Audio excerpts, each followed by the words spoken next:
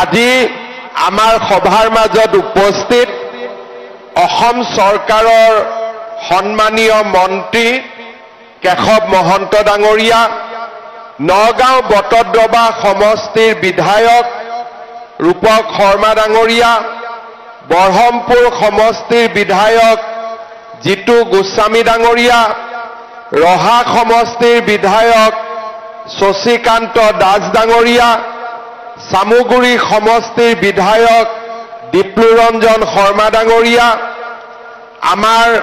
জিলা আয়ুক্ত দেৱাশীষ শৰ্মা ডাঙৰীয়া, কুন্তলমণি শৰ্মা বৰদলৈ ডাঙৰীয়া, স্বপ্ননীল ডেকা ডাঙৰীয়া, জিলা পৰিষদৰ সভানেত্ৰী গীতাঞ্জলি হাজৰিকা ডাঙৰীয়া, নগাঁও পৌৰসভাৰ অধ্যক্ষ অম্বিকা মজুমদাৰ ডাঙৰীয়ানী, জিলা এজিপিৰ সভাপতি মণিমাধৱ মহন্ত ডাঙৰীয়া, জিলা বিজেপিৰ সভাপতি ৰঞ্জিত বৰদলৈ ডাঙৰীয়া, খাগৰিজান আঞ্চলিক পঞ্চায়তৰ সভাপতি ৰাণা বৰা ডাঙৰীয়া, আমাৰ বিশ্ববিদ্যালয়ৰ উপাচাৰ্য ডক্টৰ হিতেশ ডেকা ডাঙৰীয়া, নগাঁও বটদ্ৰৱা সমষ্টিৰ বিভিন্ন অঞ্চলৰ পৰা অহা মোৰ সন্মানৰ আই মাতৃসকল আৰু আজিৰ সভাত উপস্থিত সন্মানীয় সুধীবৃন্দ, মোক ৰূপকে কৈছে যে আজি ইয়াতে ২৭,০০০ মহিলাক আমি নিমন্ত্ৰণ কৰিছিলোঁ, কিন্তু ৩০,০০০তকৈও বেছি মহিলা আজিৰ সভাত উপস্থিত আছে। মই নগাঁৱত বহুত মিটিং কৰিছোঁ, বহুতবাৰ আহিছোঁ, কিন্তু ইমান আই মাতৃক একেলগে দেখাৰ মোৰ কেতিয়াও সৌভাগ্য হোৱা নাছিল। আপোনালোক সকলোৱে আমাক আশীৰ্বাদ কৰিব, বিশেষকৈ ৰূপক শৰ্মাক আশীৰ্বাদ কৰিব, অহাবাৰ যাতে তেওঁ আকৌ MLA হ'ব পাৰে। কৰিবনে নাই আশীৰ্বাদ? কৰিব, একদম বঢ়িয়া। আজিৰ সভাত আমি ইয়াত উপবিষ্ট হৈছোঁ এটা বিশেষ আঁচনিৰ সফল ৰূপায়ণৰ বাবে। কেইটামান দিন আগতে আমি অসমত অৰুণোদয় আঁচনিৰ ৩য় সংস্কৰণ আমি আৰম্ভ কৰিছিলোঁ। সেই আঁচনিৰ জৰিয়তে আমি অসমৰ ৩২ লাখ পৰিয়ালক মাহত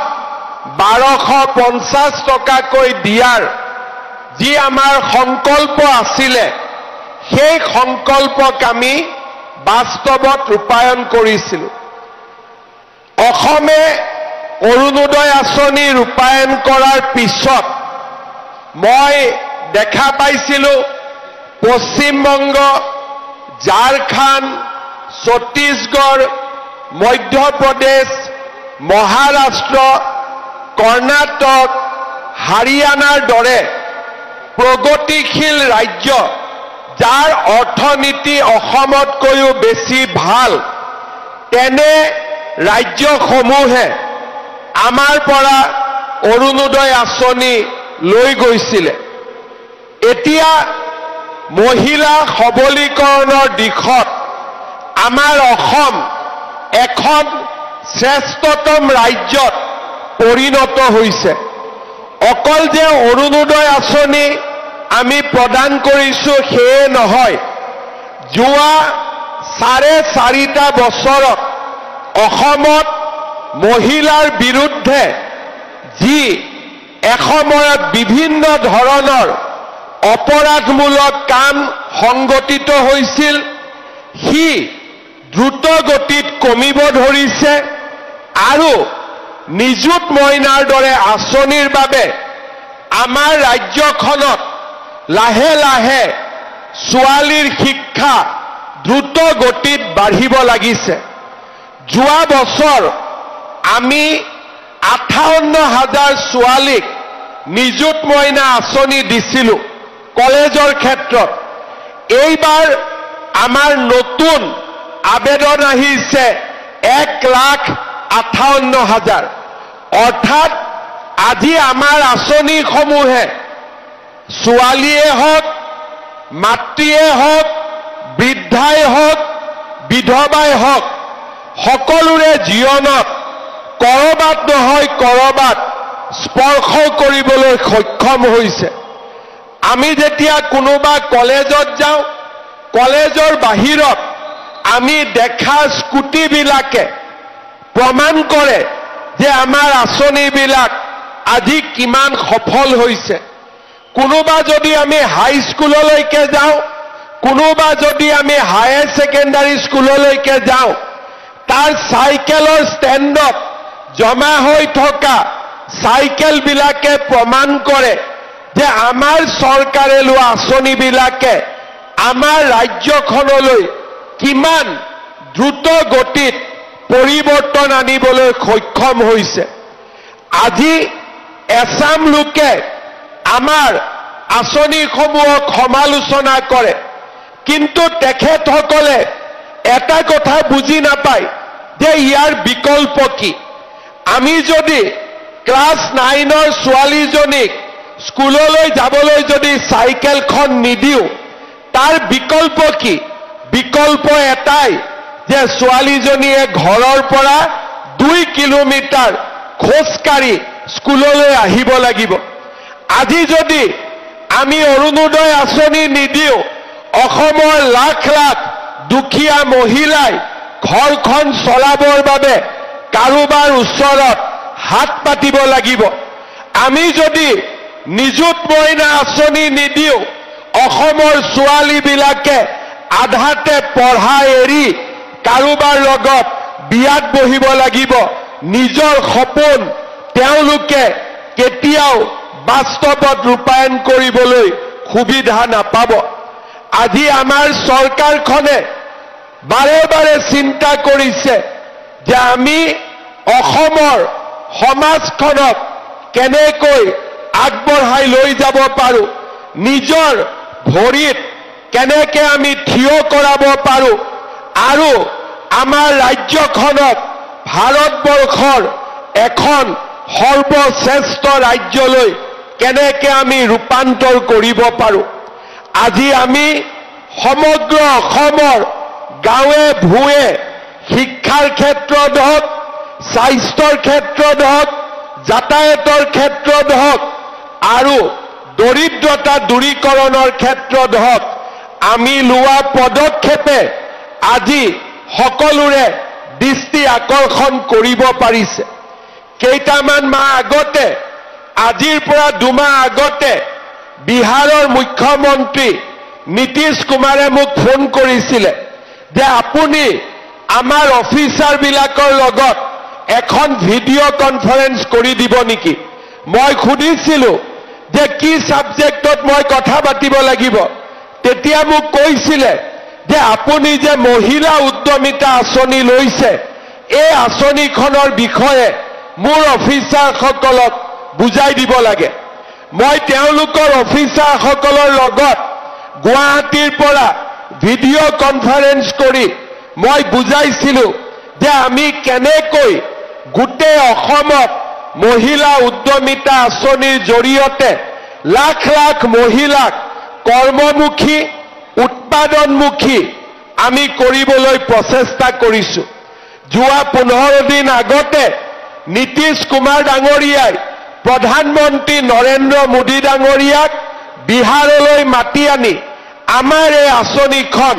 বিহাৰত শুভ আৰম্ভণি কৰে আজি আমাৰ অসমত কংগ্ৰেছে আমাক সমালোচনা কৰে কিন্তু কংগ্ৰেছৰ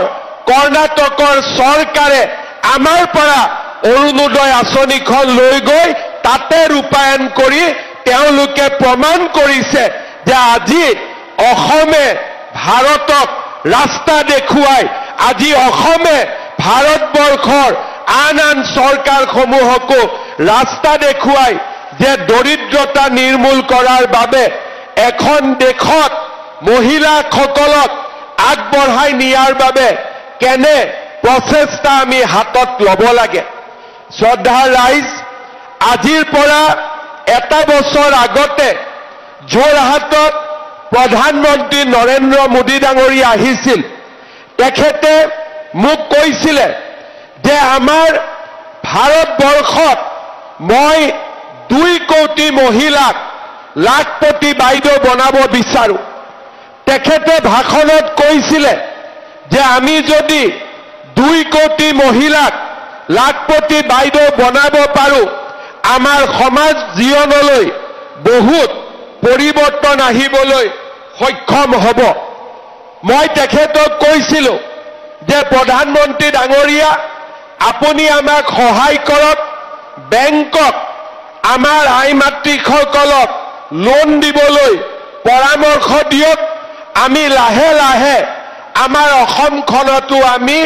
লাখপতি বাইদেউৰ সৃষ্টি কৰিম আমাৰ ৰাজ্যত 4 লাখ আত্মসহায়ক গ্ৰুপ আছে 4 লাখ আত্মসহায়ক গ্ৰুপত আমাৰ 40 লাখ মহিলা জড়িত হৈ আছে এই মহিলাসকলক আমি যদি অলপ অলপ কৰি সহায় কৰি যাব পাৰো অন্তত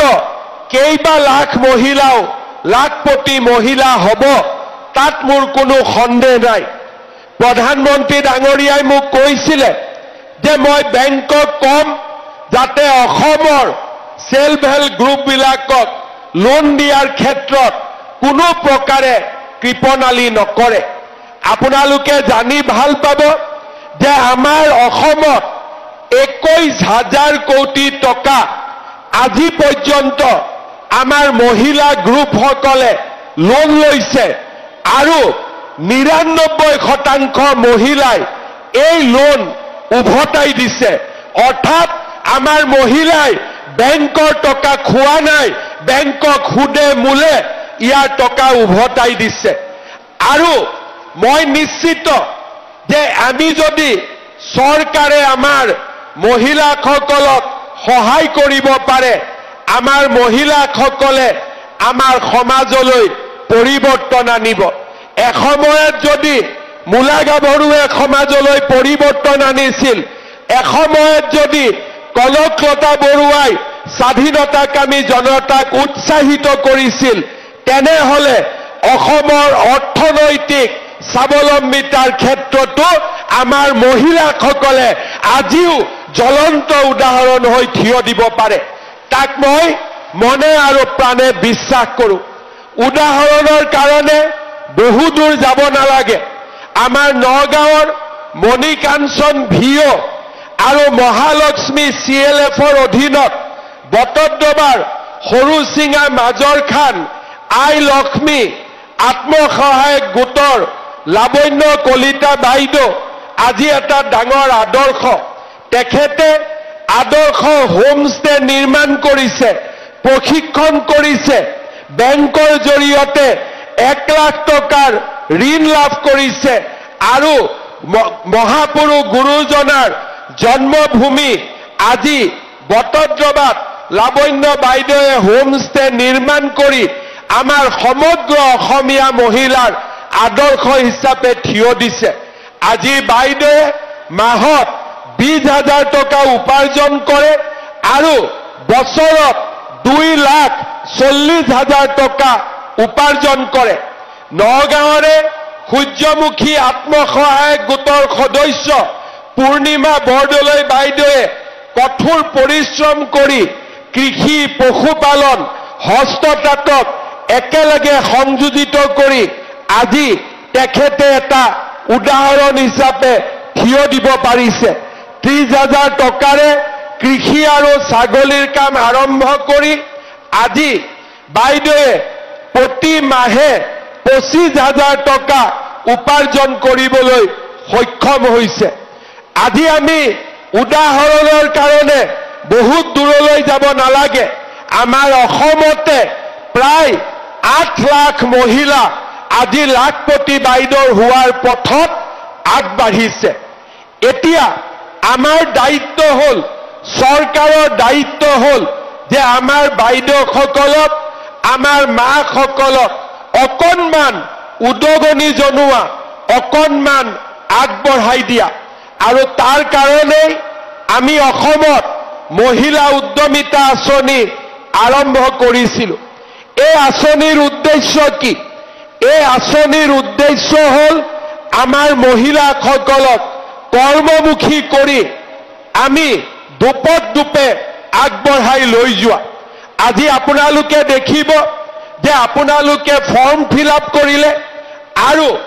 প্ৰপত্ৰ পূৰণ কৰাৰ পিছত আমি সৰু ডাঙৰকৈ আপোনালোকক প্ৰশিক্ষণ দিলোঁ। আজি আমি আপোনালোকক 10,000 টকাৰ চেক আমি দিম, কিন্তু আপোনালোকে এবাৰৰ কাৰণেও নাভাবিব যে আমি 10,000 টকাতেই আপোনালোকৰ প্ৰতি থকা আমাৰ দায়িত্ব সামৰণি মাৰিম। মোৰ স্পষ্ট কথা, আমি আপোনালোকক প্ৰথম পৰ্যায়ত 10,000 টকা দিম, দ্বিতীয় পৰ্যায়ত আমি আপোনালোকক 25,000 টকা দিম আৰু তৃতীয় পৰ্যায়ত আমি আপোনালোকক 50,000 টকাকৈ আমি আপোনালোকক আগবঢ়াম। আমি কেনেকৈ পাম? 25,000 টকা আমি কেনেকৈ পাম? 50,000 টকা আমি কেনেকৈ পাম? আজি আমি আপোনালোকক 10,000 টকা দিম আৰু 10,000 টকাটো লৈ আমি সকলোৱে এটা এটা মোবাইল কিনি ল'ম। কোনে কোনে কিনিব মোবাইল? কোনে কোনে কিনিব? হাত দাঙক মোবাইল। আচ্ছা, কোনে কোনে নিকিনে? হাত দাঙক এতিয়া। আচ্ছা, বুজিলো। তাৰমানে আপোনালোকে বুজি পালে যে এই 10,000 টকাটো মোবাইল ফোনৰ কাৰণে নহয়। মোৰ এটা মই অভিজ্ঞতা কম। মই বিহালীত গৈছিলোঁ, তেতিয়া প্ৰথম আৰম্ভণি 10,000 টকাকৈ বিলালো। ষ্টেজৰ পৰা নামি আহোঁতে এগৰাকী মায়ে মোৰ লগত চেলফি উঠিলে। ফোনটো বেয়া আছিলে, ফটোটো নুঠে। মই ক'লো, খুৰী ফোনটো কেমেৰাটো ঠিক নহয় নেকি? বোলে আজিয়ে বদলাই ল'ম, টকা পালো নহয়। তাৰমানে তেতিয়া মহিলাসকলে বুজা নাছিলে যে মহিলা উদ্যমিতাটো কি। বহুতে মোক সোধে, গছ ৰুলো 10,000 টকাটো অহাই নাই দেখোন। গছ ৰুবৰ কাৰণে আমি 10,000 টকা দিয়া নাই। আমি কিয় দিছো? যে আপোনালোকক লাহে লাহে এটা পৰিৱেশলৈ লৈ যোৱা। অকণমান এডাল গছ ৰুলো, ছোৱালীজনীক স্কুলত পঠিয়ালো আৰু লগতে ক'লো যে 3টাতকৈ বেছি বাচ্চা জন্ম নিদিব। হয়নে নহয়? এতিয়া যাৰ 8টা 9টা আছে তেওঁলোকে আঁচনি পোৱা নাই আৰু, কাৰণ 8টা 9টা থাকিলে কেনেকৈ উৎপাদনমুখী কাম কৰিব? কৰিবতো নোৱাৰে। সেইকাৰণে আমি নিয়ম কৰিলো যে 3টা সন্তানৰ মাতৃসকলকে এই আঁচনি আমি দিম, যাতে ল'ৰা ছোৱালীক পঢ়াবও পাৰে আৰু উৎপাদনমুখী কামো কৰিব পাৰে। আজি এই 3টা কথা হোৱাৰ পিছত আমি আপোনালোকক 10,000 টকাৰ চেক দিম। এই 10,000 টকা আমি কেনেকৈ খৰচ কৰিম? 3টা নিয়ম আছে। আপোনালোকক মই এই কাৰণে কৈছো যে অহা 6 মাহ 7 মাহত আমি আপোনালোকৰ ঘৰত আকৌ পৰীক্ষা কৰিম যে এই 10,000 টকাটো আমি কি কামত খৰচ কৰিলো। প্ৰথম, আমাৰ এটা এটা গ্ৰুপ আছে। 10,000 টকাটো আমি যদি গ্ৰুপত জমা দিওঁ আমাৰ 1 লাখ টকা হ'ব। আৰু 1 লাখ টকাটো যদি বেংকে দেখা পায় আমাক আৰু 1 লাখ টকা লোন দিব। তাৰমানে আমি গ্ৰুপত টকাটো যদিও চেক আমি মহিলাৰ নামত দিম, কিন্তু মহিলাসকলে ইচ্ছা কৰিলে 10,000 টকাটো আমি আমাৰ গ্ৰুপত জমা দিব পাৰোঁ আৰু গ্ৰুপৰ আমি ব্যৱসায় আগবঢ়াই লৈ যাব পাৰোঁ। এইটো হ'ল 1 নম্বৰ। কিছুমানে ক'ব যে নহয়, আমাৰ গ্ৰুপৰ বহি বেলেগ, গ্ৰুপৰ একাউণ্ট বেলেগ, গতিকে এই টকাটো আমি গ্ৰুপত নিদিওঁ। ভাল কথা। আমি যদি গ্ৰুপত নিদিওঁ, টকাটো দি আমি কি কৰিম? যিকোনো এটা ব্যৱসায় আমি আৰম্ভ কৰিম। ছাগলী হওক, কুকুৰা হওক, আমাৰ হাল হওক বা আন সৰু সুৰা দোকান যাৰ য'ত আছে আমি তেনেকৈ কিবা এটা নতুন ব্যৱসায়ত আমি 10,000 টকাটো খৰচ কৰিম। তৃতীয় যে মই কিবা এটা যদি কৰিব যাওঁ 10,000 টকাটো যথেষ্ট নহয়, গতিকে 10,000 টকা দি মই যদি কিবা এটা কৰোঁ মই হয়তো সফল নহম। মই কি কৰিব পাৰোঁ যে মোৰ স্বামীৰ ইতিমধ্যে এটা ব্যৱসায় আছে, স্বামীৰ দোকান আছে, স্বামীয়ে আন কিবা ব্যৱসায় কৰে, স্বামীৰ ব্যৱসায়টো যদি আমি এই 10,000 টকাটো লগাই দিওঁ তেতিয়াও আমি কিছুদিন পিছত চৰকাৰক ক'ব পাৰিম যে এই টকাটো মই মোৰ হাজবেণ্ডৰ বা স্বামীৰ ব্যৱসায়ত খৰচ কৰিছোঁ।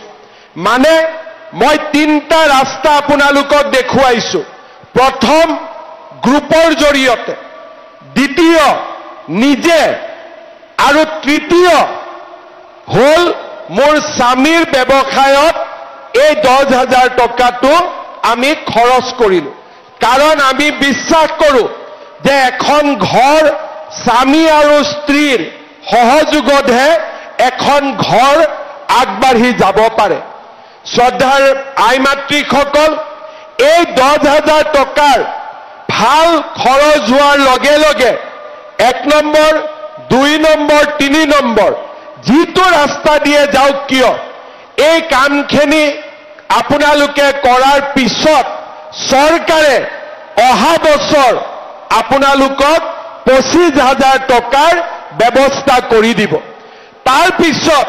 25,000 টকাৰো যেতিয়া ভাল খৰচ হ'ব আমি আপোনালোকক 50,000 টকালৈকে আমি আপোনালোকক আগবঢ়াই লৈ যাম। এইটোৱে হৈছে আমাৰ কথা। খালি এটাই মাত্ৰ আমাৰ চৰ্ত আছে, সৰু চৰ্ত, যে আজি আমাৰ সন্তান 3টা, দ্বিতীয় ইনষ্টলমেণ্ট লোৱাৰ আগতে 4টা হৈ গ'ল। তেতিয়াহ'লে আমি সেই মহিলাক আমি টকা নিদিওঁ, কাৰণ আমি বিচাৰোঁ যে মহিলাজনীয়ে বাচ্চাৰ যত্ন লওক। এইবিলাক কামত ঘূৰি ফুৰিলে বাচ্চাৰ পঢ়া শুনা ক্ষতিগ্ৰস্ত হ'ব, আৰু সেইকাৰণে আমি বিচাৰিম যে আমাৰ লাখপতি বাইদেউ যিসকলে হ'ব খুজিছে 3টা সন্তানতে আপোনালোক আবদ্ধ হৈ থাকক। মানুহে 2টা বুলি কয়, কিন্তু আমি সংখ্যাটো কমি আহি আছো কাৰণে মই 3টা কৈ দিছোঁ, হয়নে নহয়? আমাৰ নগাঁৱততো আমি বেছিকৈ গম পাওঁ যে আমি লাহে লাহে কমি নোহোৱাই হৈ যাব ওলাইছোঁ। সেইকাৰণে আমাৰ কৰবাত নহয় কৰবাত 2টাৰ জেগাত আমি 3টা যাব লাগিব। গতিকে 3টালৈকে আপত্তি নাই, কিন্তু 4টা হ'লে 2টা কাম আমি একেলগে চলাব নোৱাৰো। কাৰণ ল'ৰা ছোৱালীক যদি এই পৃথিৱীলৈ আমি আনো, পঢ়া শুনা কৰোৱাটো মাতৃ সমাজৰ এটা ডাঙৰ দায়িত্ব। শ্ৰদ্ধাৰ ৰাইজ, শ্ৰদ্ধাৰ আই মাতৃসকল, আমি যিবিলাক কথা দিছিলোঁ ইলেকশ্যনৰ সময়ত আমি সব কথা ৰাখিছোঁ। এটা কথা নাই যি কথা আমি ৰখা নাই। আজি যেতিয়া ইলেকশ্যন হৈছিলে, অৰুণোদয় আঁচনি যেতিয়া আমি আৰম্ভ কৰিছিলোঁ, তেতিয়া কংগ্ৰেছে কৈছিলে যে নহয়, এইবিলাক আঁচনি ইলেকশ্যনৰ পিছত বন্ধ হৈ যাব। বন্ধটো নহ'লে 830 টকা 1,000 হ'ল, 1,000 1250 টকা হ'ল। এতিয়া আমি ঠিক কৰিছোঁ জানুৱাৰী মাহৰ পৰা অৰুণোদয় পৰিয়ালে যেতিয়া গেছ কিনিব, গেছৰ সাবসিডিও আমি 250 টকা আপোনালোকৰ বেংক একাউণ্টত সোমাই দিম। তাৰ মানে আমি কতো ৰখি নাযাওঁ, আগবাঢ়ি গৈ থাকোঁ। তেনেকে আজি আমি আপোনালোকক 10,000 দিলোঁ, 25,000ৰ প্লেনিং আমি আৰম্ভ কৰিয়ে দিলোঁ যে কেনেকে আমি 25,000 টকা আগলৈকে গৈ আমি আপোনালোকক দিব পাৰোঁ। আমাৰ লক্ষ্য কি? আমাৰ লক্ষ্য হ'ল মহিলাসকলে যাতে ঘৰখন চলাবলৈ বহুত বেছি কষ্ট কৰিবলগীয়া নহয়। আজি আমি মোদী ডাঙৰীয়াই আমাক বিনামূলীয়াকৈ চাউল দিয়ে, কিমান আমাৰ কষ্ট কমি যায়। যোনে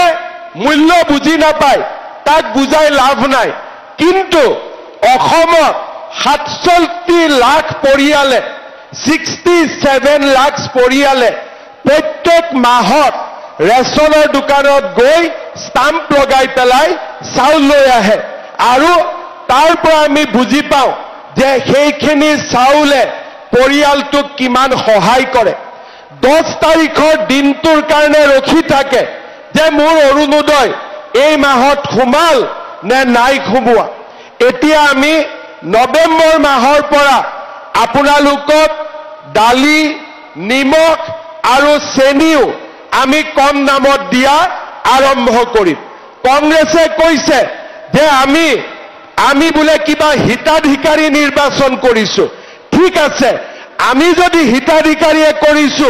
কংগ্ৰেছৰ মানুহবিলাকে কিয় অৰুণোদয় এপ্লাই কৰে কংগ্ৰেছৰ মানুহবিলাকে কিয় মাহত বিনামূলীয়া চাউল লয় তাৰ জবাবটো দিয়ক কংগ্ৰেছৰ মানুহবিলাকে কিয় অৰুণোদয় লৈ আছে কংগ্ৰেছৰ মানুহবিলাকে কিয় বিনামূলীয়া চাউল লৈ আছে আৰু এই কংগ্ৰেছৰ মানুহবিলাকে দালি নিমখ চেনি কিনিবৰ কাৰণে লাইনত থিয় হ'ব নিশ্চিত হৈ থাকক তাৰ মানে কংগ্ৰেছে লৈ থাকিব লাগে আমি বিজেপি খিনিয়ে ল'ব নালাগে কংগ্ৰেছৰ কথাটো হ'ল সেইটো কিন্তু আমি কংগ্ৰেছকো দিছো বিজেপিকো দিছো আমি দুখীয়া আৰু ধনীৰ পাৰ্থক্য আমি বিচাৰ কৰা নাই এজনে ক'লে যে মিঠাতেল দিব নালাগে তেতিয়া মই ক'লো সৰুতেতো মোৰ জ্বৰ হ'লে মায়েতো মিঠাতেল গৰম কৰিয়ে ভৰি তলত মালিচ কৰিছিলে কৰে নে নাই আপোনালোকে কৰে নে নাই তাৰ মানে কংগ্ৰেছে মাকৰ মৰমো বুজি নাপায় সব বাচ্চাক যেতিয়া বাচ্চাৰ বেমাৰ হয় আপোনালোকে গৰম মিঠাতেলে বাচ্চাক মালিচ কৰে নে নকৰে মোক আপোনালোকে কওক কৰে নে নকৰে এতিয়া কংগ্ৰেছে মিঠাতেলক লৈ মোক জুকায় একদিন মিঠাতেল নোহোৱাকৈ দালিখন খাওকচোন ইহঁতি একদিন মিঠাতেল নোহোৱাকৈ চব্জি এখন খাওকচোন তাৰ মানে মই এইটোৱে বুজিলো যে এই কংগ্ৰেছৰ মানুহবিলাকক তেওঁলোকৰ মাকে সৰুতে চিনি পাইছিল যে ই আগত গৈ কংগ্ৰেছে হ'ব সেইকাৰণে তাৰ জ্বৰ উঠিলেও তাক তেলেদি কেতিয়াও মালিচ নকৰিছিলে সিহঁতে আগতে মাকেতো চিনিয়ে পায় মাকেতো কোন বাচ্চা কি হ'ব আগতে বুজি পায় গতিকে মাকে বুজি পালে যে ই ডাঙৰ হয় ডাক্তৰ ইঞ্জিনিয়াৰ নহয় ই ডাঙৰ হয় কংগ্ৰেছীয়ে হ'ব সেইকাৰণে তেওঁলোকক কেতিয়াও মিঠাতেলেদি মালিচ কৰা নাছিলে কিন্তু মই বুজি পাওঁ মিঠাতেলে হ'ল আটাইতকৈ মাক আৰু পুতেকৰ মাজত মমতাৰ আটাইতকৈ ডাঙৰ প্ৰতীকে হ'ল মিঠাতেল আৰু সেইকাৰণে আমি যিহেতু আমাৰ মায়ে আমাক মিঠাতেল মালিচ কৰাই ডাঙৰ কৰিছিলে সেইকাৰণে আমি মাৰ মৰম বুজি পাওঁ মই ঠিক কৈছো নে নাই কওক মই ঠিক কৈছো নে নাই কওক এতিয়া আপোনালোকে কওক চাউল কম দামত দিম দালি কম দামত দিম নিমখ কম দামত দিম মিঠাতেলো কম দামত দিব লাগে নে নালাগে লাগে নে নালাগে কংগ্ৰেছীবিলাকক দেখিলে অলপ ডাঙৰ কৰি ক'ব ঠিক আছে ইহঁতক দেখিলে অলপ ডাঙৰ কৰি ক'ব ইহঁতৰ চুইচবিলাকত নটটো লুজ হৈ আছে অলপ টাইট কৰিব লাগে কাৰণ যি কথা কয় তাৰ উল্টা কয় এছেম্বলিত কয় যে আমাৰ সমষ্টিত কিয় অৰুণোদয় পোৱা নাই আকৌ মিটিঙত কয় কংগ্ৰেছে হিতাধিকাৰী বনাইছে আৰু চৰকাৰৰ দায়িত্ব কি চৰকাৰেতো আমাক কোনোবাই মুখ্যমন্ত্ৰী হৈ আৰাম কৰিবৰ কাৰণে আমাক মুখ্যমন্ত্ৰী বনাইছে নেকি দুখীয়া মানুহক সহায় কৰিবৰ কাৰণেতো মোক মুখ্যমন্ত্ৰী বনাইছে নে নাই গতিকে আজি এতিয়া আমি 1 লাখ চাকৰি দিম বুলি ক'লো কংগ্ৰেছে ক'লে নাই দিব নোৱাৰে মোৰো জেদ লাগিলে ঠিক আছে যা 1 লাখ কৈছিলো 2 লাখ দি দিম এতিয়া এই নৱেম্বৰত আমি 2 লাখ চাকৰি দিয়া আমি সংখ্যা পাৰ কৰিম কংগ্ৰেছৰ হিংসা লাগে আগত চাকৰি লওঁতে 1 কোটি টকা ঘোষ খাইছিলে 50 লাখ টকা ঘোষ খাইছিলে এতিয়া বিজেপিৰ দিনত ৰিক্সা চালকৰ লৰাই চাকৰি পায় ঠেলা চালকৰ লৰাই চাকৰি পায় চব্জি বেপাৰী লৰাই চাকৰি পায় আমাৰ দুখীয়া দৰিদ্ৰ সন্তানে চৰকাৰী চাকৰি পায় কোনেও ভাবা নাছিল যে অসমত ইমান পৰিৱৰ্তন হ'ব পাৰে বুলি আজিও মানুহে বিশ্বাস নকৰে চাকৰি পোৱাৰ দিনাখন টিভিত আপোনালোকে দেখিছে মানুহৰ কিমান আবেগ কোনেও বিশ্বাস কৰিব পৰা নাছিল আৰু সেই কাৰণে আমি চিন্তা কৰোঁ 1 লাখ কৈছিলোঁ 2 লাখ দিলোঁ অহাবাৰ 2 লাখ কম গৈ 4 লাখ দিব লাগিব এইটোৱে হৈছে বিজেপিৰ যাত্ৰা আমি কমকৈ কওঁ বেছিকৈ কৰোঁ আমি কৈছিলোঁ যে অৰুণোদয় 830 টকা দিম 1250 টকা দিলোঁ আৰু ফেব্ৰুৱাৰী মাহত ডাঙৰ উপহাৰ এটা আৰু দিম এইটো ৰখি থাকক আজি নকওঁ কি দিব গৈ আছো আৰু মই দিম কিয় দিয়াটোৱে মোৰ দায়িত্ব কংগ্ৰেছত কি কৰিছিলে দিবতো নোৱাৰে গড়ৰ খৰ্গটো বিক্ৰী কৰি দিছিলে যা গড়কেইটাও মাৰি শেষ কৰি আছিলে আজি তেওঁলোকে এতিয়া পিছত লাগিছে অৰুণোদয় তেওঁলোকে পিছত লাগিছে মহিলা উদ্যমিতাৰ তেওঁলোকে পিছত লাগিছে মিঠাতেলৰ আৰে বাবা মিঠাতেল নোহোৱাকৈ কোনবা মানুহে ভাত খাব পাৰে নেকি দালি খাব পাৰে নেকি মোৰ এনে কংগ্ৰেছৰ মানুহবিলাকে ৰাহুল গান্ধী সোনিয়া গান্ধী বিলাক সব ফৰেনৰ বস্তু হয় কি জানি বেলেগ তেল খায় এইটো বেলেগ কথা অসমততো মানুহে মিঠাতেলে খাব লাগিব বেলেগ কি তেল খাব বেলেগ খাব পাৰিব নেকি গতিকে আপোনালোকে এটাই কথা বুজি পাব যে কংগ্ৰেছে আপোনালোকক হিংসা কৰে কিবা আপোনালোকে বস্তু পালে কংগ্ৰেছে বেয়া পায় আৰু আমি আপোনালোকক সন্মান কৰোঁ আজি যদি 1 দিছো অহাকালি 2 দিম বুলি আমি কাম কৰি গৈ থাকোঁ কাৰণ আমি মাতৃৰ মমতাক বুজি পাওঁ আমি মাৰ মৰম বুজি পাওঁ কাৰণ আমি সকলোৱে কোনো মেচিনৰ পৰা জন্ম হোৱা নাই মাৰ পেটৰ পৰাই আমি জন্ম হৈছো আৰু যি সন্তানে নিজৰ মাকৰ সন্মান ৰাখিব নাজানে সেই সন্তান কেতিয়াও পৃথিৱীত আগবাঢ়ি যাব নোৱাৰে তাক মই বিশ্বাস কৰোঁ আৰু সেই কাৰণে প্ৰভু শ্ৰী ৰামচন্দ্ৰই কৈছিল জননী জন্মভূমি স্বৰ্গাদপি গৰীয়সী অৰ্থাৎ মোৰ মা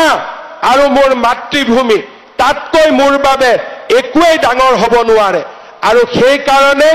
আজি আমি আপোনালোকৰ মাজত আহিছোঁ